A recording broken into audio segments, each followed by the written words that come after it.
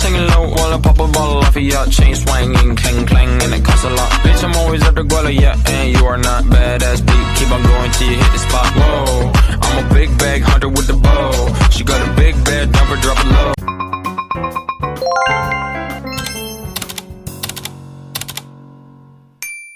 Assalamualaikum warahmatullahi wabarakatuh. Perkenalkan, nama saya Lido Sabrina, NIM 50121166, kelas 3E, Prodi Ekonomi Syariah. Di sini saya akan menjelaskan tentang konsep ekonomi Islam. Konsep ekonomi Islam adalah konsep yang dijalankan berdasarkan nilai-nilai dan prinsip ajaran Islam yang bersumber Al-Quran dan hadis. Dalam konsep ekonomi Islam ada dua hal yang penting, yaitu falah dan maslahah. Falah adalah keberuntungan jangka panjang di dunia dan akhirat. Maslahah mengambil manfaat menolak kemudaratan dalam memelihara tujuan syara. Untuk mencapai maslahah ada 5 hal yang penting, yaitu yang pertama agama.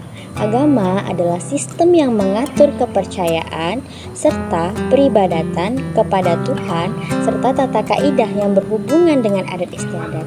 Yang kedua adalah jiwa. Jiwa adalah seluruh kehidupan batin manusia yang terjadi dari perasaan, pikiran, angan-angan, dan sebagainya. Yang ketiga adalah akal. Akal adalah daya pikir yang terdapat dalam jiwa manusia, yang dimana memiliki kemampuan untuk memilih mana yang benar atau yang salah, mana yang boleh atau tidak boleh. Yang keempat adalah keturunan. Keturunan adalah hubungan darah antar satu individu ke individu baru bertujuan untuk meneruskan generasi selanjutnya. Yang kelima adalah harta. Harta adalah benda yang dapat dimiliki, dapat dikuasai, dapat diusahakan, dapat dialihkan, baik benda berwujud maupun tidak berwujud, dan lain-lain yang dimana memiliki atau mempunyai nilai ekonomi. Di dalam karakteristik dan rancangan ekonomi Islam ada tujuan ekonomi Islam, moral sebagai ekonomi Islam, nilai-nilai dasar ekonomi Islam, prinsip ekonomi Islam, bisnis kebijakan ekonomi Islam, paradigma ekonomi Islam.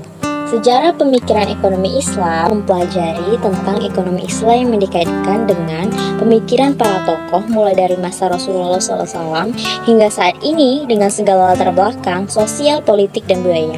Teori konsumsi dalam Islam adalah upaya memenuhi kebutuhan baik jasmani maupun rohani sehingga mampu memaksimalkan fungsi kemanusiaannya sebagai hamba Allah Subhanahu wa Ta'ala, mendapatkan kesejahteraan atau kebahagiaan di dunia dan di akhirat. Atau falah, hukum permintaan. Jika harga suatu barang meningkat, maka jumlah barang yang diminta akan turun. Sebaliknya, jika harga suatu barang turun, maka jumlah barang yang akan diminta meningkat. Nilai-nilai Islam dalam produksi ada 3, khilafah, adil, takaful.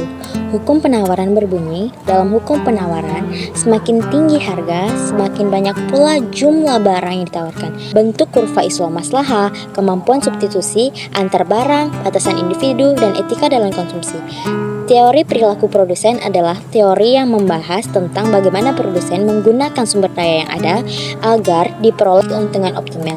Tujuan produksi dalam Islam: produsen menghasilkan barang dan jasa untuk memenuhi kebutuhan konsumen, memanfaatkan barang dan jasa untuk memenuhi kebutuhan. Motivasi produsen dalam berproduksi: 1.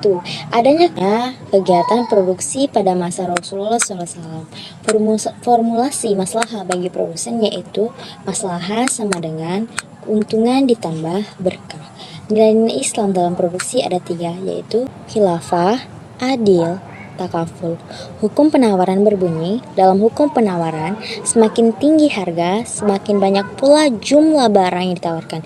Sebaliknya, jika harga suatu barang turun, maka jumlah barang yang akan diminta meningkat. Semakin rendah harga barang, jumlah yang ditawarkan juga akan semakin sedikit. Demikianlah penjelasan dari saya. Wassalamualaikum warahmatullahi wabarakatuh.